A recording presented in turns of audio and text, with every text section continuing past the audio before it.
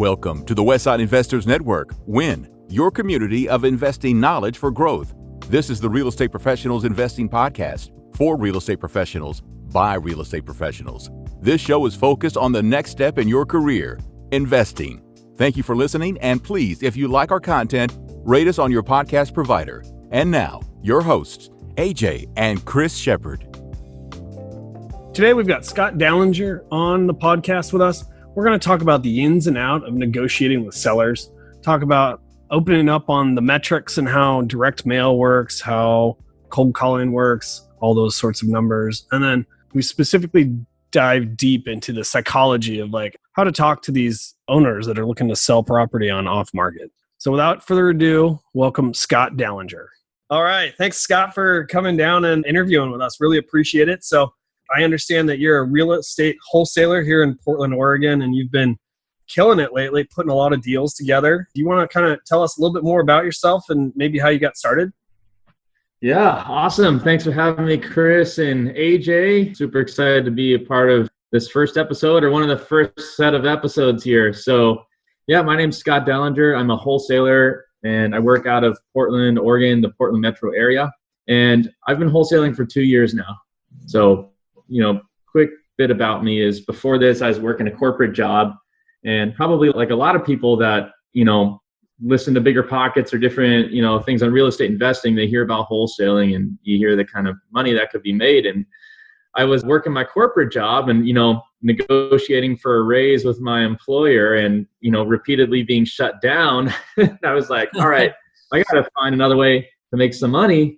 Because I had, goals. I wanted to be able to pay off some student loans. I wanted to be able to eventually buy a house. And, I was earning half decent money, but it just wasn't enough to really get ahead from where I was at. So I tried wholesaling on my own down in Southern California, where I was living at the time, for about a year.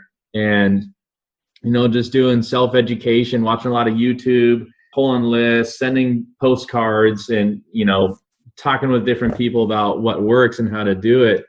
And probably like 4 months had no success, no leads. And at that point, I joined a coaching program, a pretty well-known one for wholesaling called Wholesaling Inc.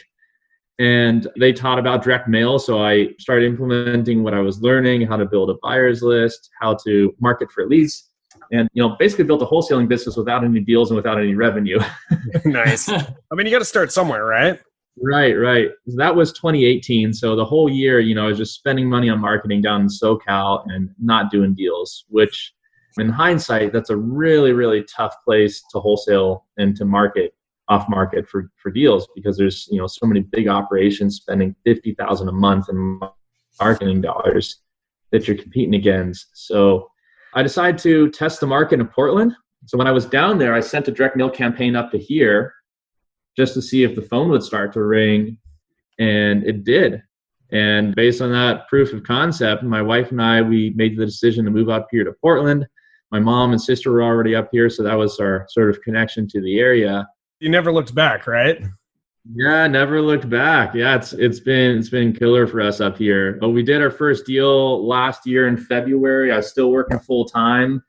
I remember I was traveling when the deal was closed, and probably the next 3, 4, 5 deals, I was also traveling with my full-time job, and just had my wife and mom sort of like running my inspection events and supporting me. And I was putting deals together over the phone with sellers, and I, made enough money and that I was able to quit my job and do this full time. And it's been really, really great. That's awesome. And for my career. That's a great example of taking a risk and just having it, pan out, where you put in a lot of work and here you are now without working for the man. It's awesome. Yeah. The interesting thing is, like I said, I built a wholesaling business without revenue. We just changed one variable, which was the location, and then everything else clicked. Yeah. We knew how to build the system set up, and yeah. So you talked about how you got into it a little bit, and then what really made you interested in wholesaling? I know you mentioned Bigger Pockets, but what was it about wholesaling that made you feel like, oh, I can do this. Let me just jump in. What appealed to me about it is there was a time when I was binging Bigger Pockets and trying to learn about real estate investing. I think we all go through that phase where we're like, we want to do everything. We want to flip houses. We want to get 10 cash flowing single family rentals. We want to buy a duplex and house hack. And I realized it's impossible. You have to pick one. It's impossible to do everything. So, I just heard these guys that were wholesalers, and they're talking about, I made $10,000 on this deal, and it was so easy. And people talking about, I made $40,000, $50,000 on a wholesale deal. And I was like, whoa, I just do one deal that like majorly increases my income for the whole year, or like one deal or two deals could pay off the rest of my student loans, which I had been working on for like close to 10 years to pay off. So I just realized how like it's a whole different playing field, really, when you get out of when you start talking about like the numbers that are possible with a real estate deal. So that was really exciting to me. It was more exciting to me than, buying a single family house and doing the burst strategy and cash flowing $300 a month. We'll still probably do that someday, but not right now. And that didn't get me as jazzed as, what's possible with wholesaling. That's great. So what kind of qualities, what kind of traits do you think, maybe that you have that have kind of like really benefited you and like learning the business or doing that wholesale business? That's a great question. I think you gotta be tenacious. You have to be not afraid to hear no over and over again. You have to have a thick skin. You just have to charge. My coaches and mentors, they talk about like, you got to be a rhino. You just have to like charge, put yourself in comfortable situations, just like run after whatever it is that you want super hard. And consistency. I know everyone says consistency. What that means for me is like consistency with marketing. Consistency, like if your marketing channel is going to be cold calling or direct mail, spending that money over and over and over and over and over again until you get a deal and you make it back. So people, like I noticed that sometimes we'll get a lead from direct mail and the sellers will tell us, we called this stack of 20 postcards. We got 3 people that called us back and came and gave us an offer. So that means that there's 20 people out there that took the time to pull the list and send the postcards that never bothered even picking up the phone or calling a seller back when they actually got a hot lead with a motivated prospect that wants to sell their house for pennies on the dollar. So, those people, unfortunately, probably won't have success at this because they don't have the consistency and don't have the follow-up. You got to be committed. I just think it's my commitment level that one way or another, like I knew I was going to figure this out. And consistency with the marketing. Just nice. Week after week, spend money until leads come in, hot leads come in, and we could get some deals out of it. So to go off that question a little more, there are millions of people in the United States who work corporate jobs. And, what do you think it was about you that... No, I was just talking about this with my wife. I think of drive, and I think anyone can do it. Like what you guys are doing is hard, but like it's learnable, right? Wholesaling is, there's aspects of wholesaling that's easy, but there's aspects that's really, really hard. But it's like, it's all learnable and anyone can learn it. What makes some people take the action and have that commitment level is like, I guess people that do it, that they have drive. But my catalyst was, I think I was earning like $80K a year living in SoCal, which is not a lot of money living almost in SoCal. Poverty line. Yeah, it actually literally it's below the poverty line in Orange County. So I wanted to change. I wanted to live the good life. I wanted to be able to donate big. I wanted to be able to, on the drop of a hat, go halibut fishing in Alaska and take 3 weeks off and go to South America and go travel and just you get one life, and I wanted the funds and the means to live it well. So when I discovered wholesaling with, what's possible with that, I decided to charge after it. Like I said, it took me a year my wife was working, we spent her paycheck on direct mail for a full year without seeing any return, but I was committed. And I was like, if it takes moving to a different state, that's what we're going to do. So I think that's how I was able to work out is commitment level. Yeah. So do you think that your parents taught you any habits or traits or led by example in any way? For sure. And what do you think it is? Or what do you think those traits are that they taught you? Great question. This is awesome. Awesome question. I'm loving this podcast. We're just putting you right on the spot. It's funny. I was just having like the same conversation with my wife from earlier this week. We talked about that too. So my parents have always been super supportive. My dad was always super supportive. You know, he always thought extremely highly of me and told me so. And so I guess you could say had a very supportive father, which I know, unfortunately, a lot of people don't. I've been super privileged to have that. So he's just like, and he passed away in 2017, but he always, just told me how well he thought of me, and, you know, how he would say like how good at different things I am. And so I guess I've kind of carried that confidence with me throughout my life. So there's that I've always believed in myself. That's a great inspiration. Sounds like it's given you. That's yeah. You know, so I've always thought like, okay, I deserve a lot, because my dad's always told me like, hey, you're worth more than that.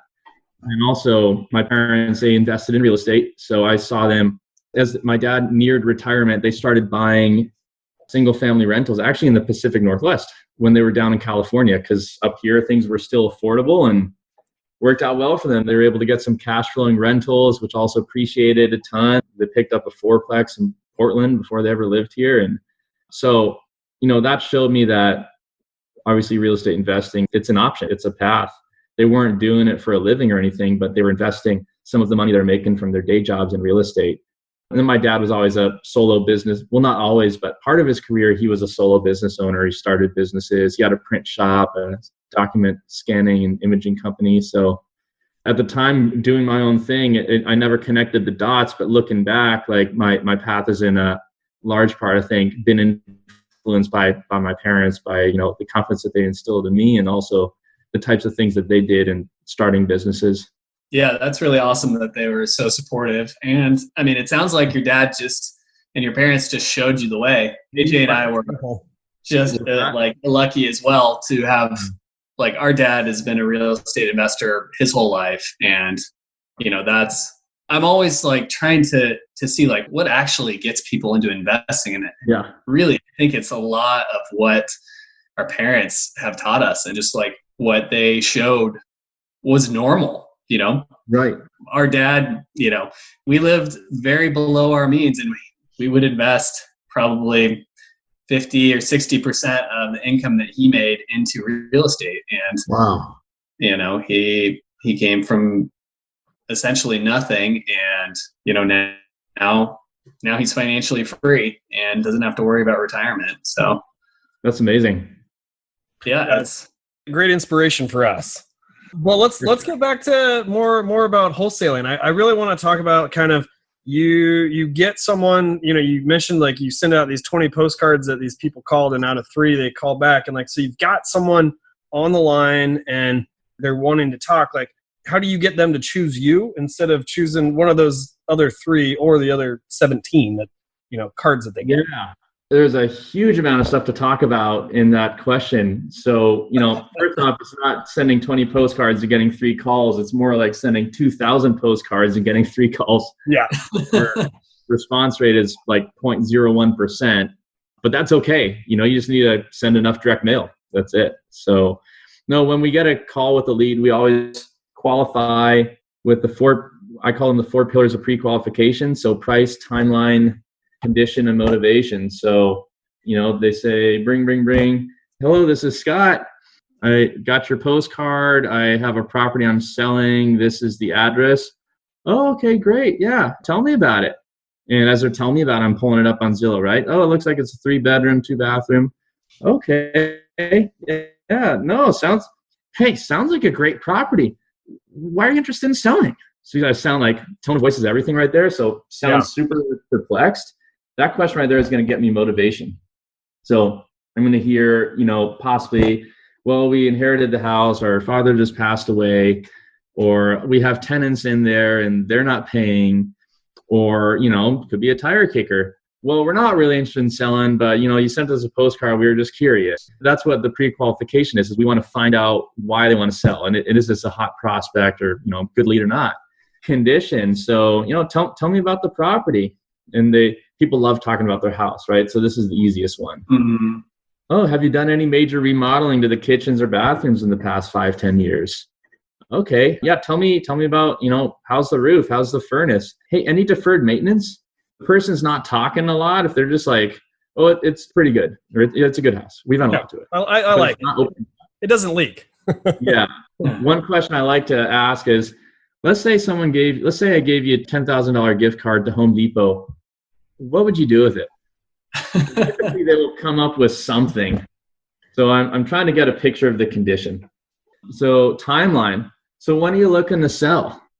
Anytime. Okay. Well, typically we close properties in 2 to 3 weeks. Would that work for you?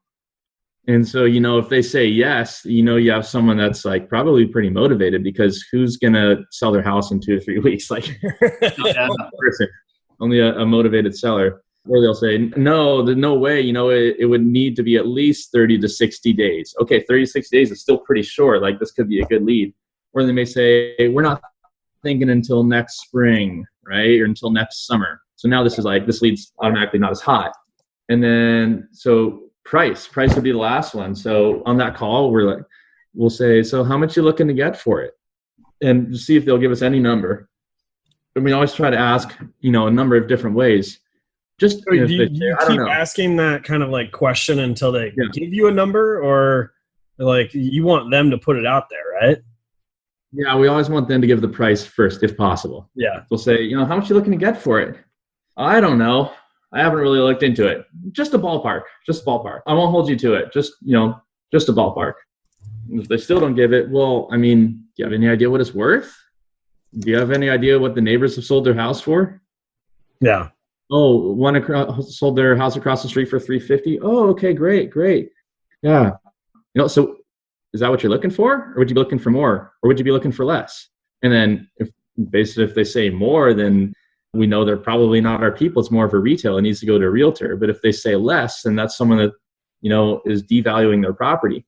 Someone that acknowledges that there is some sort of condition issue to it, that it's not worth that. Some sort of deficiency that they are keenly aware of. Exactly. So that's what we try to get on that first phone call.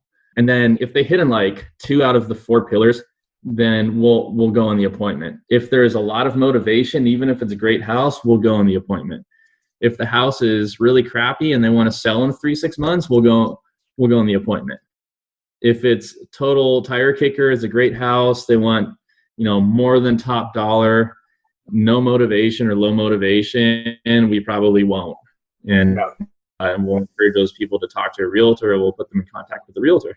So that's sort of our process when we get incoming leads. And it's the same thing if we cold call someone, we're having those same conversations, or if we send a text message, we're having the same conversations.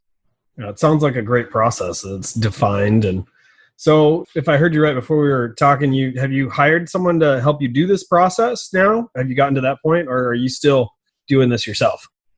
Yeah, so I have cold callers. I have a gal in Costa Rica that calls for me, and she's great. Also, I have a guy up here that cold calls for me. I just promoted him to acquisitions, and so we hired someone that's replaced him, and he's cold calling also. And I'm a big believer, I've learned, in having in-person cold callers. So if you could get someone that's in your market that could come to your house or come to your office and cold call right beside you, like, just the results have been like 10 times better almost than having like a foreigner. So, people be like, yeah, I could get a Filipino for $4 or $5 an hour, but you're not saving any money because you're spending money on skip tracing and you're throwing those leads away. If you could get an American that you pay 15 or 20, but they're 10 times more effective. And it literally is 10 times more effective than having a foreigner. Is that like the concept of like a boiler room where, they're right there next to you? You can really like modify maybe some of their inflections or some of the words that they use and the phrases. Like if you've got someone that's way away, you're looking at calls that have been maybe done previously, and it's just takes a little bit more iteration to review. Is that why, or is it really like just because they're Americans, or they know? I've heard it said if you have a foreign caller and calling from a foreign country, they're like 5% as effective as you. Yeah. If you have an American in a foreign country, they're 10% as effective as you. If you have an American in America, but calling remotely from their house or from a different state, they're 25% as effective. If you have an American right next to you in the same office, they're 50% as effective as you. And then you have yourself, and no one's ever probably going to be as good as you are, because you're the most emotionally invested and you're not afraid to ask the tough questions and you stand the game the most. Yeah. But it's exactly because of that. Right here, I have my caller who we're training like right now, and he comes and he calls, and I'll tell him, hey, why are you screaming at him? Lower your tone of voice. And hey, I want you to start smiling, because people can hear the smile through the phone. And I'll tell him, we'll say, hey, is this John? Hey, John. Yeah, just calling about a property I believe you own at 123 Main Street. And there's a hesitation right there. Yeah, just wanted to see if you consider an offer on your property there. And so you have to time that hesitation just right. If you wait too long, they could hang up, or they think that you're a robocaller. But you want to hesitate just long enough so you give them a chance to answer. Otherwise, you just charge through. It's like just little super nuanced things like that, but compounded is just great, having a person by your side to tell them all those things. And so when they get a motivated lead, I'll point to the script that we have where I'll handwrite on a pad, ask them this question. And so then they could basically learn to think like me, and then you start to replicate yourself. It's awesome. So I got a quick question for you. You've made a ton of calls, and you've kind of come up with these, like you talk about that little pause or that sort of stuff. Like, how many calls are we talking about? How many have you made, and how many like kind of iterations? I'm sure there's tons of iterations you've gone through, but like, just give me an estimate. How many calls have you made? Probably tens of thousands. Yeah. And, the script is not rocket science. Anyone that wants my script can email me, scott@coasthousebuyers.com. So it's scott@coasthousebuyers.com. This is the TTP script from Brent Daniels. Everyone uses the same script or some version of it. Yeah. And, there's probably 20 people in our market. We're all using the same script, but like it works. So we all just keep using it. And it just takes repetition and practice and over again to get those little intricacies, the little details really make a big difference in the end, don't they? Yeah. And on the phone, it's active listening is everything. It's doing that. Oh, okay. Oh, a 3-bedroom. Oh, a peach tree in the backyard. Wow. That must be really nice. Like giving that audible feedback that lets them know that you're there and you're listening, and with a friendly tone of voice. You asked me earlier, like, why do they trust me or why do they trust us? Is, in every point of contact, we're really trying to help the seller. We're trying to make money, but we're trying to help the seller. If we can't help the seller, or if we put them in a worse off situation and we don't do the deal, and so we kind of permeate that in every aspect of our organization. So down to our tone of voice when we're talking with somebody, we make sure that we have the tone of voice that confirms and approves, and we let them know that we're there listening. That's great. That is great advice for anyone that's looking to get into wholesaling too. Like, it's making the other person feel like you're there and you want to help them out. Like, in all actuality, that's really what you're doing, is you're putting two parties together that neither want something, and both is kind of like a win-win situation. Yeah, absolutely. It's a fantastic way to approach just a difficult situation. And so trying to help the seller get into a better off situation is, it is a great way to look at it. And I actually think that might come from your dad, and just how trying to make a situation that might be difficult positive. Yeah, absolutely. And what's cool is we put that into one of our values is to serve. So like my company has core values. One of those is to serve. So my acquisition manager now, he put his first property under contract, and it has an extremely disgruntled tenant in there who's not paying rent, that, hates the owner of the house and didn't want to deal with us at all. We went down there, and he got her to warm up to us just by being like, hey, we want to help you. Like, we care. And tell us about your situation. Like, how did you end up here? And just listening to her. And this is so amazing. So what Dylan did, he found out that she's living in a trailer in this backyard underneath the tarp. Like, the trailer's underneath the tarp. She's got 3 kids there. And like, it's a burned out house that they're in the backyard of. So super sketchy situation, especially to have 3 kids. Dylan found her basically like low income housing, but a super nice 3-bedroom apartment that she would under normal circumstances have no way to afford. And he got her put at the top of the list just by like making a few phone calls, spending a couple hours making a few phone calls.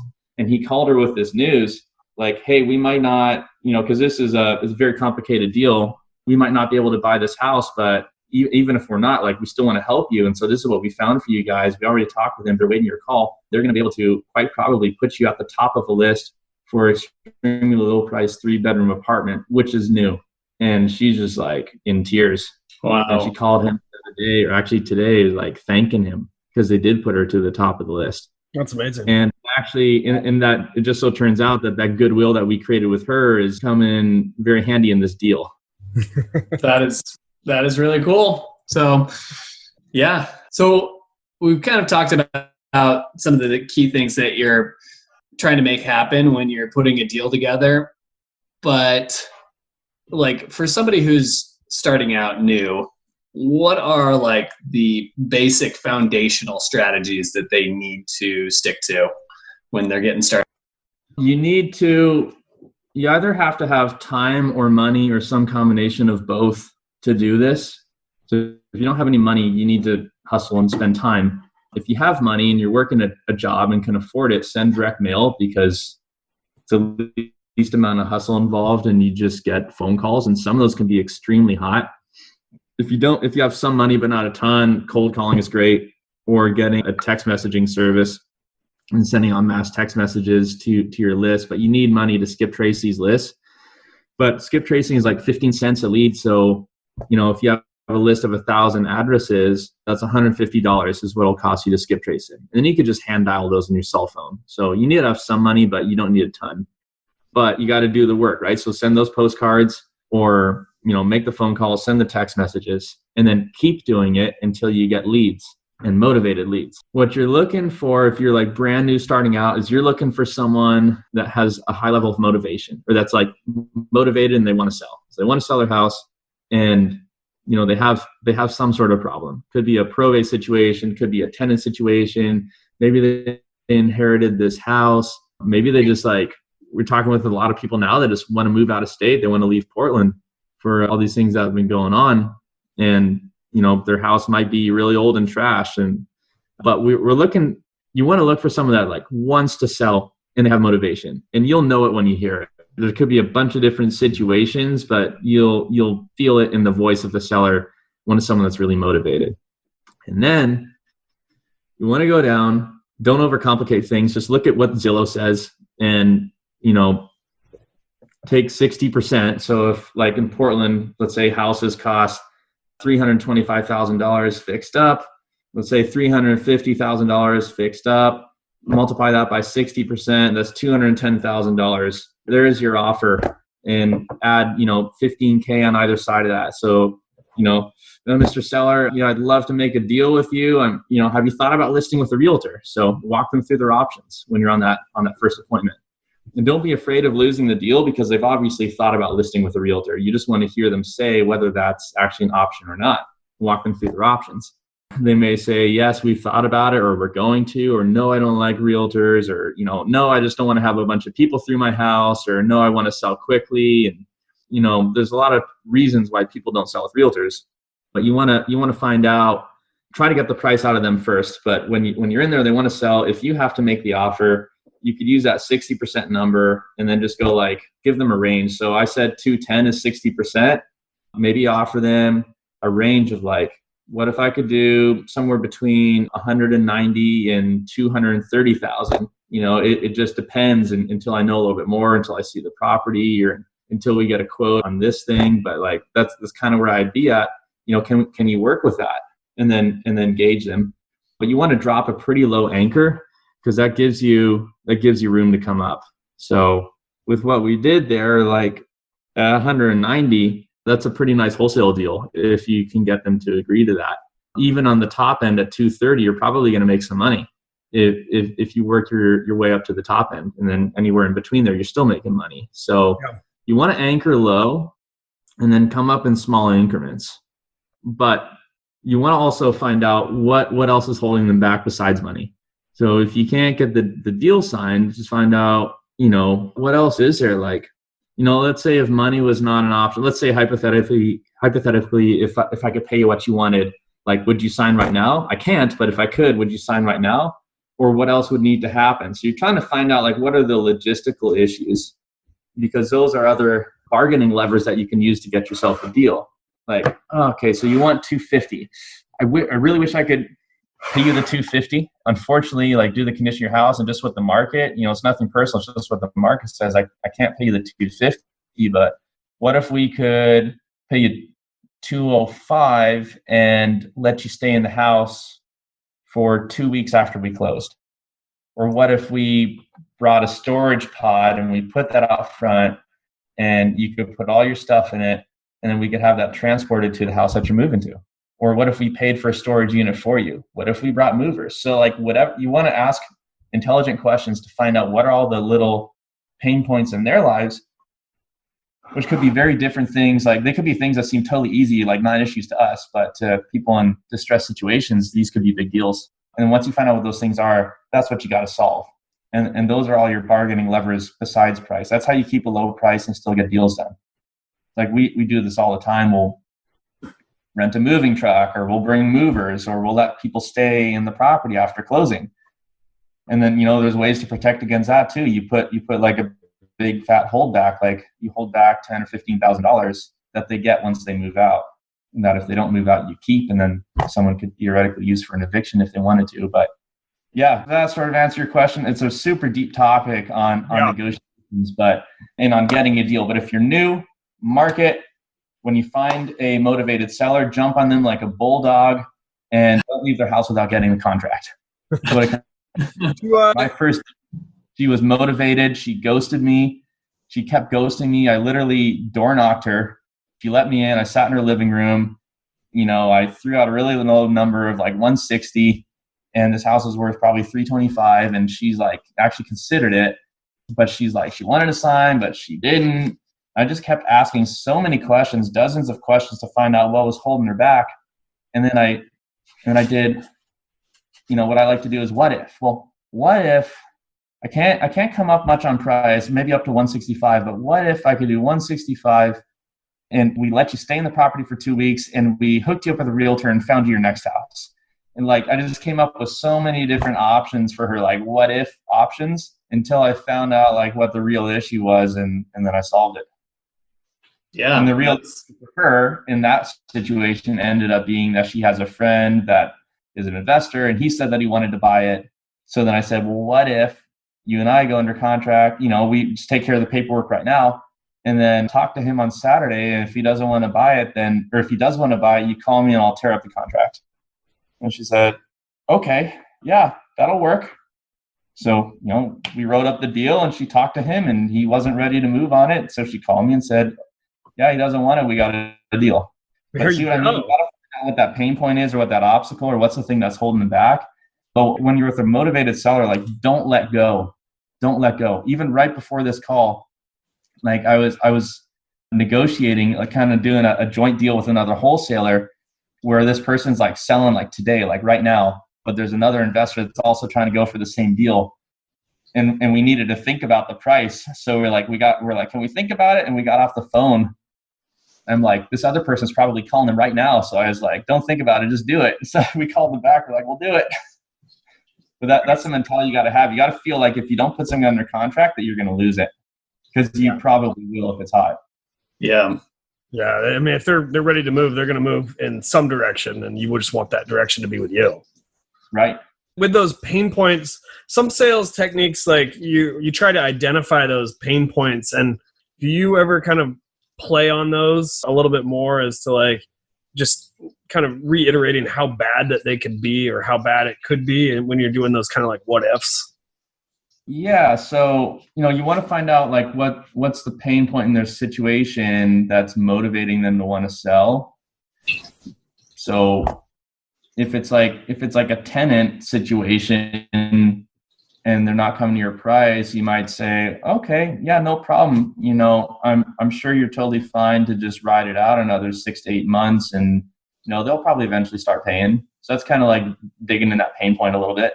Yeah. So we'll do things like that or if we know that they don't like listing with realtors, we might continuously over and over like suggest that they should do that, because then they will be like, well, no, because of this. And then when they do that, they kind of come back to us. So yeah, we like to know what those are in case we need to use them. Nice. This has been a lot of really good stuff. Really good stuff. Getting to be about that time where I would like to suggest for pain points and questions. It's by, I think, David Sandler, and it's called "You Can't Teach a Kid to Ride a Bike at a Seminar." You can't teach a kid to ride a bike at a seminar. You can't teach a kid to ride a bike at a seminar. So that's a book? That's a book, yeah. Really? I got to put that one on my list. I have not read that one. Like sales dude from the 80s and 90s. I've taken a lot of wholesaling like training programs and coaching programs, and pretty much everybody pulls their material from this guy. Sandler. Yeah, I've heard his name. Yeah, he's just so good. That's great. It's a sales method where you can just ask the questions that you want to ask, and you can walk away and you can respect yourself, and it's a much more fun way of doing sales than a lot of other methods. I definitely heard you say some stuff from How to Win Friends and Influence People. Just like the bit about smiling on the phone, like that really does make a big difference, and just to keep smiling. And that's always kind of fun hearing those concepts applied in different ways. So, well, cool. Well, we've got our 4 last questions here. We're excited to get to. So the first one is, what's one piece of advice you would give to your 25-year-old self? I would say I had a more poverty mindset back when I was 25. And what I mean by that, instead of an abundance mindset, what I mean by that is I had a bunch of student loans, so college debt, like $60K worth. And for most of my 20s, I didn't earn a bunch of money, but like the debt really weighed on me. I hate debt even to this day. And so I would try to pay that off basically through saving. It's like, all right, how much money can I save this paycheck period in order to use that money towards debt?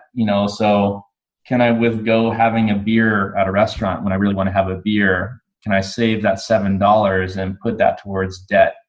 Or, can I drive an older vehicle and then save that money towards debt? And basically just live like really, really frugally. Always make my own lunches. So I lived really, really frugally throughout my 20s, and I paid off the debt. Actually, before wholesaling, right before I started wholesaling, I paid it off. It took me 10 years to pay off $60K. Had I just focused more on how could I increase my income and stop thinking about how could I save more money or live more frugally, but how can I make more money? Can I start garage sailing and buy some stuff and start flipping it for money? Could I buy old cars and flip it and make $1,000, $2,000? Could I flip a house? So it's like, and that's certainly something I could have done in my 20s, and it's like limiting beliefs. I didn't think that I had the money, or I thought that you need to have money in order to do that, or that you need to like spend a ton of time educating yourself on how to do that. So that's the big thing. I'd be like, I should have definitely learned how to make money. And I think like if anyone just feels like they need to make more money, just go garage sailing with $20 in your pocket and buy a bunch of stuff really, really cheap, and then put it on OfferUp or put it on Craigslist, put it on Facebook Marketplace, and sell those things for a profit. Like you could turn $100 into $500 or $600 in a couple of days just by doing that. Like I know because I've done it. Even in this day, like if I drive by garage sale, I can't resist. Just like I picked up a lamp for $10 and flipped it for $70 a few weeks ago just because I could. It's like. So I'd say that'd be my advice to myself is like, stop thinking about how you can save money and start thinking about how you can increase your income. That's a great hobby too. I mean, even if it's fun kind of going to garage sales, looking around, seeing what's out there, and then you trying to make money on top of it. I mean, surely not like everything you buy, you're going to make money off of though, right? You buy a low enough, you will.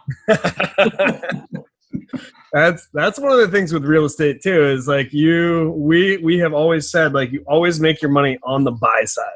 Yeah. Like if you buy right, like you will always make money. There's no doubt about that. Exactly. So what was your first entrepreneurial endeavor? I remember when I was like really small, like probably like 4 or 5 years old, I would make these pencil drawings and go sell them to my neighbors for $1. My parents like found out what I was doing and told me to stop.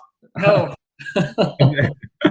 I remember I was in Indian Guides, and we had to sell gift wrap door to door. And like, we had these catalogs like popcorn and holiday cookies and stuff. So I'd go door to door and sell that stuff because I was supposed to. And I killed it. I didn't know that everyone wasn't killing it. Like, most people just wouldn't sell anything, or they'd give it to their parents. They'd take it to work. But I enjoyed going door to door and like doing these sales and like, making a lot of money, I guess, for the school. I just liked, selling gift wrap or whatever door to door. And then when I was probably 13 years old, I wanted season tickets to the Angels. And I think that was $500 or $600. So I started a car washing business just with my buddy. And, Nice. we washed a ton of cars that summer. And I think when I was in my early 20s, I started a Christmas tree business where I imported Oregon Christmas trees down to California, and like created like a fundraising program for schools and churches and sports teams where they can like pre-sell Christmas trees, and then I would fulfill those orders for them. Oh, that's great. Wow. Yeah, so I've always done something. Yeah, sounds like you've always got something going on the side. Yeah, I'm kind of excited to see what you're going to come up with next. I was just thinking the other day, what's bigger than houses? Is there anything more expensive than houses that I can wholesale? And that's, I guess, what you guys are doing, multifamilies. Yeah, Multifamily and, commercial buildings. Yeah. There's probably going to be a handful of commercial buildings that are going to get traded here in the near future as kind of bank forbearance dries up, and there's just going to be some landlords that are in tough times. If you guys put together a training or coaching program on that, let me know and I'll be a buyer. I like it. The next question we have is, how has your formal and informal training shaped your journey? Great question. Related to real estate? Yeah. So formal training has been huge, absolutely huge. I added up right before this call, I've definitely spent north of $40,000 on my personal training directly related to wholesaling. And it's been worth every penny. So my first course was Wholesaling Inc. and that was like $5,000 or $6,000. Amazing course to learn how to wholesale, to learn how to set up your systems and talk to sellers, build a cash buyers list. It's all about taking action. Then I bought a course on driving for dollars when I wanted to implement that in my business. I just like to think if I want to do something and there's someone that knows how to do it and is teaching it, I'll just pay for that knowledge so I could learn it faster and better than I ever would on my own. So I did that with driving for dollars and, spent money on that. And now I have that as part of my business. We wanted to introduce cold calling. So I bought a course on that. So like the script and some of the verbiage you heard me using is from that course. And then I have a one-on-one coach, which is a significant investment. And, since that, my business has exploded. I'm a huge believer in paying for formal education. You just get to where you want to go much, much faster. That's great. And informal, I guess, is just being in the trenches day in and day out, making mistakes. I would tell anyone, don't be afraid to make mistakes. Don't be afraid to cancel a deal every once in a while because you couldn't move it. If you're not canceling deals, you're not trying hard enough. Like, I know that doesn't get talked about a lot, canceling deals. It's never fun to do it. You always want to make sure that you're not screwing over a seller. So if you ever think that you're not sure if you can make money at a certain price, talk to them. Hey, what are you going to do if it turns out that I can't buy this at this price? We have our inspection period. I can cancel. What kind of situation would that put you in? And if they seem okay, we'd probably just list it. Then, it's a risk I personally would be comfortable in taking and do take. But by putting stuff under contract, canceling the occasional deal, you learn a ton. You learn about your market, you learn about the micro markets, and you learn about, if you're a wholesaler, what your buyers are looking for and what they're not looking for. The only way to learn is by making mistakes or paying for coaching. All right. And our final question, what is the deal that got away, your Moby Dick? Oh man, luckily I haven't had too many of them, but there is one that her name was Feng Lee, this Korean lady, and she had this horrible house with a hole in it, and it was a hole in the floor in Montevilla, and I walked it. We agreed on a price of $200K, and ARV was in the upper mid threes, and I think it was 350. She wanted to sign at her real estate office, and her agent or broker was there, so he wanted to sit in on that meeting. And then he's like, "Oh, are you sure you really want to do this? And we could list it, probably get you more." And she's like, "Well, at 210, maybe if you did 210." He's like, "Well, if you could do 210 for her, I guess we'd think about it." So I didn't commit to that. I tried to play a little bit of hardball there as, I'm certain I could do 200, 210. I'm not so sure. And they're like, "All right, well, we might be in at 200. Let us get back to you later today." So, I left that meeting without the contract. And of course they sold it to somebody else. Even if I had gotten it at 210, that would have been like a pretty nice wholesale deal, probably like a $30,000 or $40,000 deal, and maybe more. So that one got away, and it's like, that one kills me, not because of the money, but just because I could have done better on it. What I should have done is said to the realtor and to her, so, always like many commitments. So are you telling me? So you're telling me right now, if I come up to 210, we would have a deal. Not saying I can, but if I could, we would sign paperwork right now. Like, make it crystal clear, so no wiggle room for them to, back out of it. But that's the one that kills it. And I met the cash buyer that bought it, and then they did a beautiful job of the flip, and sold it for a super high price. So I was stoked for them, but it's like, man, I wanted that one. Did they get it for 210? They got it for 210. Oh. Oh man. Well, it's amazing how much you learn from, the ones that get away or the really difficult situations that you have to go through. So, yeah. It's just part of the informal training. Exactly. Good stuff, guys. Well, Scott, really appreciate you coming on. I know you said your email address. Is there any other way that you want people to contact you if they're interested in maybe learning more, or maybe becoming a buyer on your wholesale list? Or I'll give my phone number. It's 503-891-0643. Sweet. There you go.